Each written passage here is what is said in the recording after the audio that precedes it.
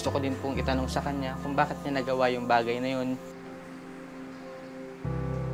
Medyo masakit kasi talaga ang pagkakulong ko dahil ang naging dahilan ng pagkakulong ko, ang kumplinan ko asawa ko. Stepdaughter ko po yung nireklamo sa akin ng rape. Yun ang pinakamasakit sa akin dahil sila ang pamilya ko na dapat una kong dadamay sa akin.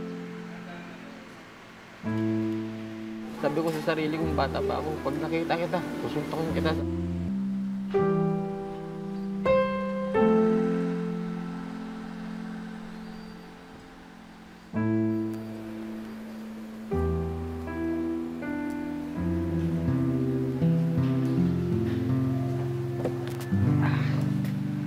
Sana po. Sana ka.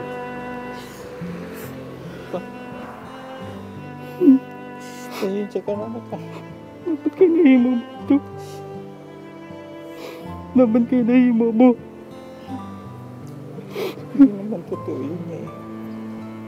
Nagtako kami, wala kaming kumupod ama. Pasensya ka na. Nagsisisi yun ng papa mo lahat. Laki ang pagsisisi ko dyan.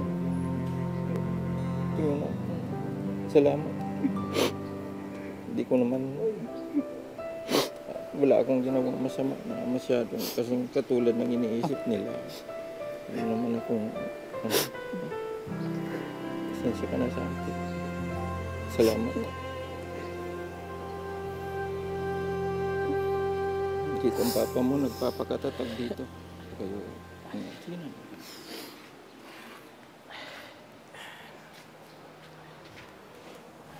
May mga panahon na dumarating sa isang tao ang masyadong kahinaan. Pero pagsisisi sa huli, Nagkaibugad ako siyang kaurot sa imo. So, sabi ko, pag nakita kita, dili ko alam kung ano yung muon ko. Pero sa nakita tayo sa kamutangan mo. Salamat. Oo ngaon. Ano kayo, naghimog mo ito. Adi kayo na. Dahil kahit bitayin pa ako ng panahon na yun, wala akong aamin, wala akong pwedeng amin. Dahil wala akong ginawa sa iyo. Tungkol dun sa pagpapakawan, hindi ko alam pa ngayon eh. Sabi ko sa sarili kong bata pa ako, pag nakita kita, susuntokin kita, sabi ko. Sobrang galit ko talaga. Nakahanda naman ako doon eh. Pero ngayon pa, hindi ko kayang gawin. Yung pagpapatawad nyo, sapat na sa akin. Makasama, makita ko lang kayo at mayakap. Siguro ito na lalong magpapalakas sa akin. Kakatawa. Bilang anak, siyempre, may kaurit ako sa iyo. Pero kahit sa nakita ko yung sitwasyon mo eh. So, matatagyan na lang. Sikapin mo na makalaya ako. Magsimula ka muli. Tama. Kaya mo yan, siyempre. Maging mabubuti ka ring tao pag nag-asawa ka. Maging mabuti kang ama. Huwag kang gagaya sa akin na naging pabaya.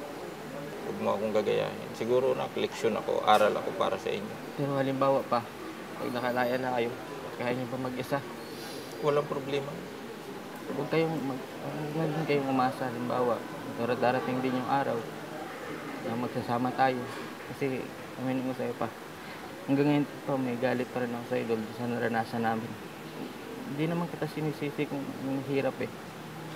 Isisi ko kung nasira yung pangalan ni ate, siyempre. Kaya mas pinili ko na ingatan yung relasyon namin nila ate. Siyempre sila ang nakakatulong sa inyo. Hindi naman sila nakakatulong. Wala akong masasabi sa iyo tungkol dyan. Tama yan eh. Sila yung ginagamit ng Diyos na kasangkapan para sa iyo. Pero kung totoo talaga nagbago na kayo, makita nyo. Pero huwag kayong mag-alala. Pero pag nakapag-ipon-ipon ako, dadaling ko sila nini dito para makita nyo din. Pinakamasarap sa damdamin ng isang ama. Mapatawad ng isang anak na matagal na natalikuran, matagal na napabayaan. Wala na sigurong pinakamasarap na damdamin ng katulad ko na isang ama.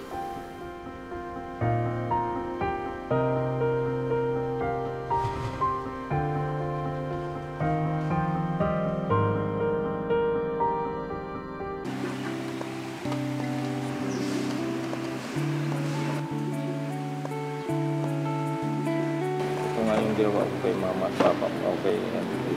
Ito rin yung huli ko ginawa.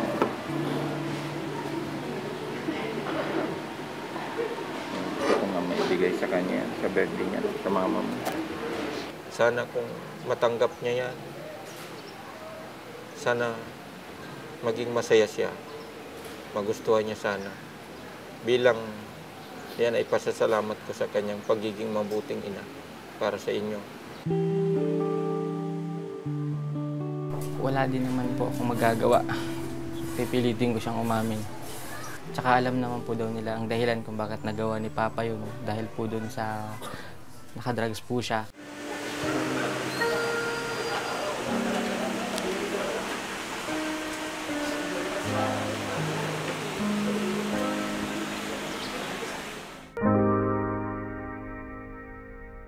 Wala na akong ibang iniisip. So, masaya na din.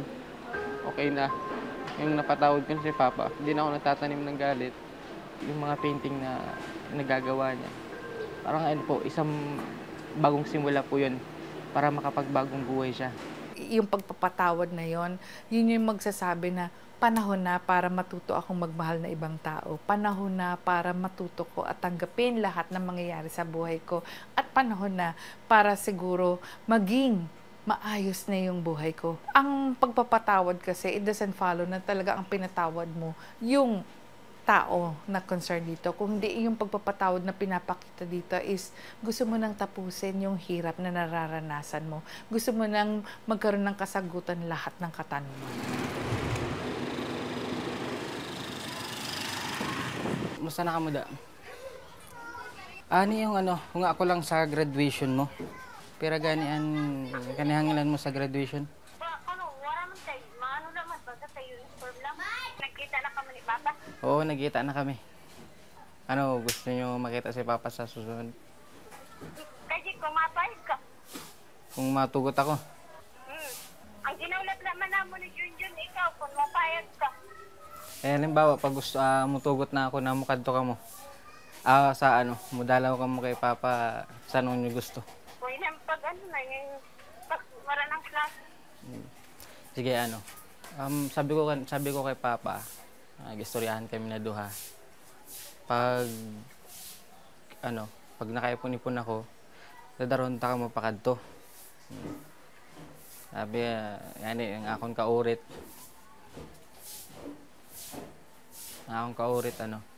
Nawara sa nakita ko si Papa. Ako ang mapasok sa graduation mo, ako mauli.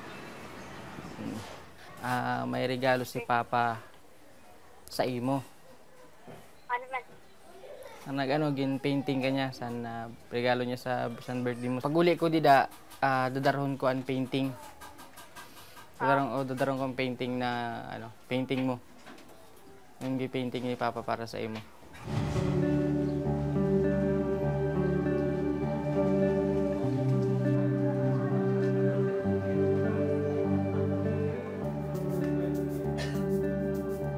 Isa po sa paborito kong ipininta yung bukang liwayway sa mayon.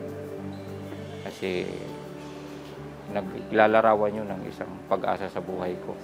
Kung may isang kulay na nagrepresenta ng buhay niyo ngayon, ano sa tingin niyo?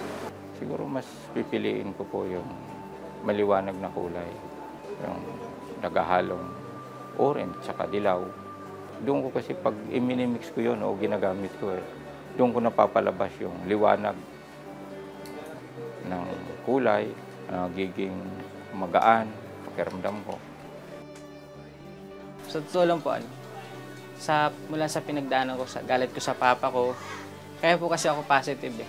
Kasi isa po doon, naging aral po kasi sa akin yung hirap. Gusto ko pong maging successful in the future. Makipakita sa mga tao na may pagmamalaki din po ako ng mama ko or kaya din ng Papa ko. Ganun.